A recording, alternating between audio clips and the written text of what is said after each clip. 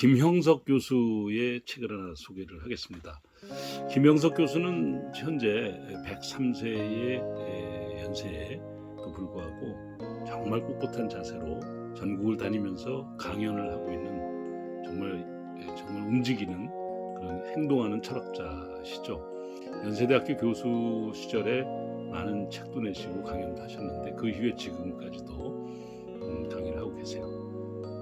그분께서 처음으로 낸 책이 이제 그 고독이라는 병이라는 철학 에세이집이셨어요. 그것을 내고 나자 우리나라 문단 또는 우리나라 지식학계는 많은 감동과 또 많은 호응을 불러일으켰죠. 그래서 책을 좀 더 내달라. 왜냐하면 그 당시만 해도 이 1950년대 후반 시절이라는 게 전쟁 이후에 정말 그런 귀한 책이나 서적들이 드물었었기 때문에 그런 명저자의 저술이 정말 많은 분들에게 큰 힘이 되고 좋은 교재로 좋은 독서를 하는 그런 책이 되었던 것이죠. 저는 이 영혼과 사랑의 대화를 고등학교 시절에 처음 만납니다. 제 고등학교 시절은 1974년부터 시작을 하는데 이 책은 사실은 1961년도에 발행이 된 책입니다. 1961년도에 보면은 삼중당에서 인쇄를 하였는데요. 정가가 1,500환이었습니다. 1,500환. 1962년도에 화폐개혁이 있었기 때문에 이 당시에 1,500환은 1962년도로 가면은 150원이 되는 10대 1의 화폐개혁이 있었죠. 우리나라의 화폐개혁은 참 여러 번 있었어요. 1905년도 을사능계학이 있었던 1905년도 시절에 화폐개혁이 있었고 1950년도에 6.25 한국전쟁이 발발하지 않습니까? 그 시기에 또 화폐개혁이 있었고 전쟁이 끝나간 무렵에 1953년도에 화폐개혁이 있었어요. 그러니까 1962년도의 화폐개혁은 제4차 화폐개혁인 셈이죠. 어쨌든 그 1962년도 화폐개혁이 있기 전에 1961년도에 발행된 이 책은 영혼과 사랑의 대화라고 하는 정말 명저 중의 명저입니다. 김형석 교수가 여러 가지 책을 많이 내셨는데 이 철학 에세이로서 정말 백미라고 꼽힐 만한 책이죠. 이 책에 여러 가지 내용들이 있어요. 근데 이 책의 서문에 보면 우리 김형석 교수님의 철학에 아주 큰 뿌리와 근간을 우리가 이해할 수가 있어요. 이렇게 쓰고 있습니다. 저는 인생은 누구나 행복해질 수 있다고 믿습니다. 이렇게 쓰고 있어요.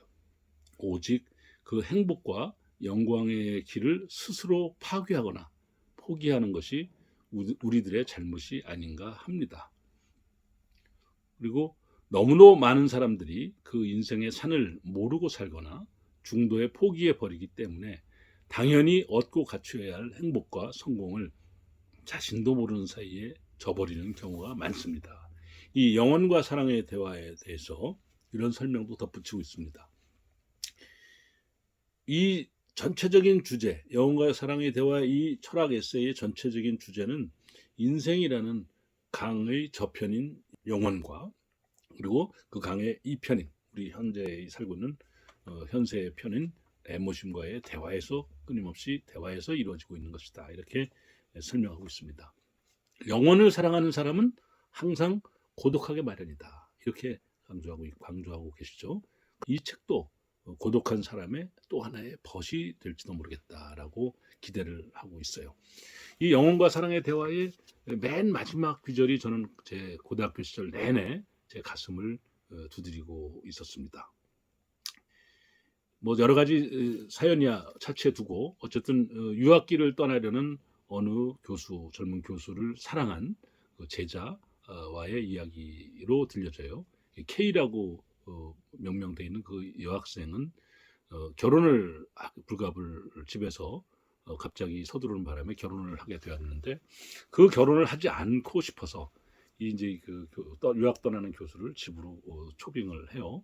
그래서 집에서 이제 식사 대접하고 이렇게 하면서 얘기하는 중에 이제 떠나지 않으면 안 되겠는가도 물어보고 여러 가지 이야기를 나눕니다. 그러면서 그 교수가 그 여학생을 자기도 이렇게 호의적으로 이렇게 좀 흠모하고 있다는 것도 이야기도 하고 느끼게 하죠.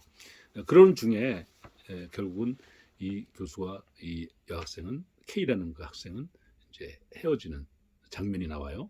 선생님 꼭 여름 안으로 떠나세요. 책과 마음은 계속해서 전해주세요. 책을 내면 보내달라는 뜻이겠죠.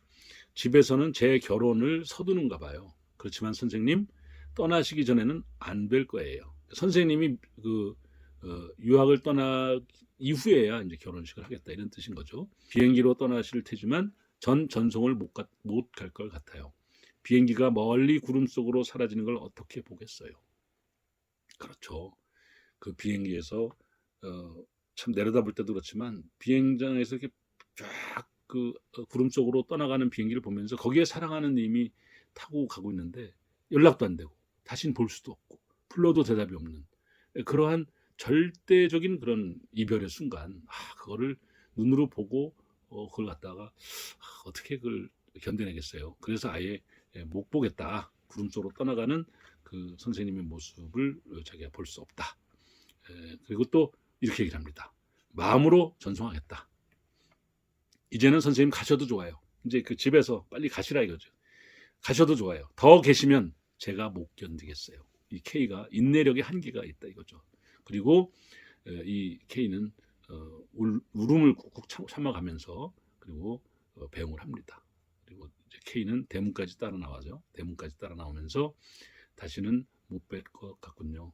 오늘은 더 나가지 못하겠어요. 라고 해서 문 앞에서 인사를 마칩니다. 그리고 이렇게 김영석 교수님이 이제 뭐 나눈이겠죠. 나는 돌아서서 K에게 작별의 인사를 하려 했다. K는 바로 일어서지도 못한 채 대문에 매달리다시피 겨우 서 있었다. 나는 K가 대문 밑에 쓰러지지 않을까 두려웠다. K는 떠나가는 나를 어디까지나 지켜보고 있었다. 골목을 돌아서면서 다시 돌아보았다. K는 여전히 대문에 매달려 있을 뿐이었다. 나는 아무도 없는 사막, 모래밭 위를 혼자 걷고 있는 것 같았다. 어디선지 갑자기 저속한 유행가 노래가 라디오를 통하여 들려왔다. 나는 흐느껴 울었다. 눈물이 자꾸만 쏟아졌다. 햇볕은 여전히 따가웠다. 그리고 마지막 구절이 이렇게 됩니다. 영원의 그리움이 없었던들 누가 내 발을 일부라도 옮겨놓게 할 수 있었을까?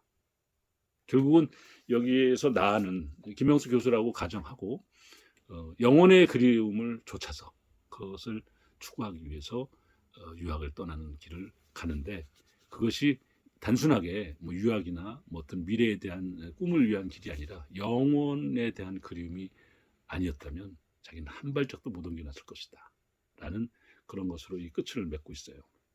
이 구절이 제 일생을 두고 가슴속에 이렇게 남아있어요. 영혼에 대한 그리움. 여기 또 이 김영수 교수의 말에 의하면 영혼을 이야기하고 영혼을 사랑하는 사람은 항상 고독하다고 하잖아요. 그러나 그 고독은 결국은 행복에 이르는 길이다 이런 뭐 뜻이기도 해요. 그래서 이 영혼과 사랑의 대화 이 책을 제가 뭐 청계천에서 이것도 물론 컨책방에서 산 겁니다만은 이 책을 제가 가지고 있다가 2013년도 4월 2일에 김영석 교수께서 제천을 방문하세요. 강연을 하기 위해 오셨죠. 2013년 4월 2일 날 이 제천 방문 때 제가 이 책을 선생님께 보여드립니다. 선생님, 제가 학창 시절에 선생님의 이 책을 사서 물론 헌책방에서 사서 읽고 지금껏 가지고 있습니다. 라고 보여드렸더니 여기다가 이렇게 사인을 해주셨어요. 이렇게. 어떠세요? 이근규님께 김형석 2013년 4월 2일 제천 방문 때 이렇게 하면서 사인을 해주셨어요. 정말 올해 103세도 강의를 하고 계시는 김영석 교수님, 그가 살아온 삶의 아름다움과 빛나는 그런 시간들처럼 앞으로도 더욱더 건강하게 오래도록 저희들과 함께 하시기를 바랍니다. 건강하세요. 영혼과 사랑의 대화